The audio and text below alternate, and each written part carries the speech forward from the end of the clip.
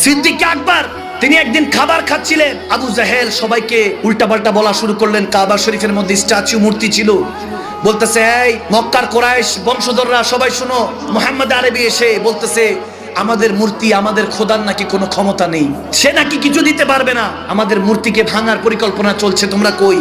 আবু জাহেল যখন সবার মধ্যে উল্টাপাল্টা বিষয় ছড়িয়ে দিল, সমাজে এখনো এই সমস্ত ব্যক্তিগুলি আছে যারা একজনের সাথে আরেকজনের প্যাচ লাগায় দেয়।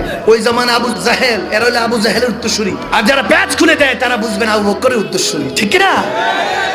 তো যখন প্যাচ লাগাই দিল, সবাই এসে আমার নবীকে একসাথে জড়ো করে ধরলো, ইয়া মুহাম্মদ, আপনি কি এগুলো বলেছেন? আমার নবী বলেন, হ্যাঁ বলেছি। আপনি বলেছেন যে আমাদের মূর্তি লাত মান্নাত উজ্জাত এগুলো কোনো ক্ষমতা নেই? বলে না, ক্ষমতা নেই, তাদের কোনো চেয়ারবোধ নেই, তাদের কোনো হিসাব নেই, হ্যাঁ না কিছুই বলতে পারে না, তারা দিতেও পারে না, নিতেও পারে না। নবীজি যখন স্বীকার করলেন, সাথে সাথে তারা আঘাত করা শুরু করলো, নাউজুবিল্লাহ। গেছি ভাইরা আমার, যখন আমার নবীকে রক্তাক্ত করছিল কাফের মুশরিকরা, কেউ একজন বলল, আবু বকর ঘরে ছিলেন, নাস্তা করছিলেন, বলতেছেন আবু বকর তোমার নবীর উপরে হামলা হয়েছে। আবু বকর কোথায় টুপি, কোথায় কি, সবকিছু ছেড়ে দৌড়ায় গেলেন, দৌড়ায় গিয়ে আমার নবীকে জড়িয়ে ধরলেন, সমস্ত মার নিজের গায়ের মধ্যে নিচ্ছেন। ওই সময় জুতো ছিল খরমের কাঠের জুতা, ওই জুতা দিয়ে, চামড়ার জুতা দিয়ে তেনার মাথার মধ্যে, কাফের আবু বকর সিদ্দিকের মাথার মধ্যে আঘাত করতে লাগলেন। আবু বকর সিদ্দিক বলে, জালেম, যিনি তোমাদেরকে এক খোদার দিকে নেওয়ার জন্য, হেদায়েতের জন্য এসেছে, যিনি তোমাদেরকে নাজাতের জন্য, হেদায়েতের জন্য নিয়ে পেগাম নিয়ে এসেছেন, তেনাকে জুলুম করছো। জালেম, জুলুম করো না, আমার নবী তোমাদের জন্য কোনো ক্ষতিকারক কিছু নিয়ে আসে নাই, তিনি তো শাফিউল মুজনিবিন রাহমাতুল লিল আলামিন, তেনাকে কেন কষ্ট দিচ্ছ?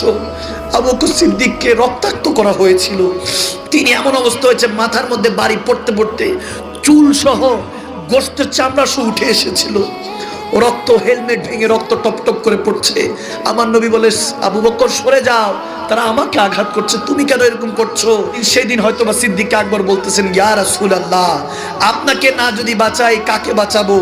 আপনাকে তারা চিনতে পারে না, ইয়া রাসূলুল্লাহ আপনি মনে কষ্ট নিয়েন না, আল্লাহ যদি বদদুয়া দেয় জাতি তো ধ্বংস হয়ে যাবে। ওদিন নবী আর বদদুয়া দেন নাই।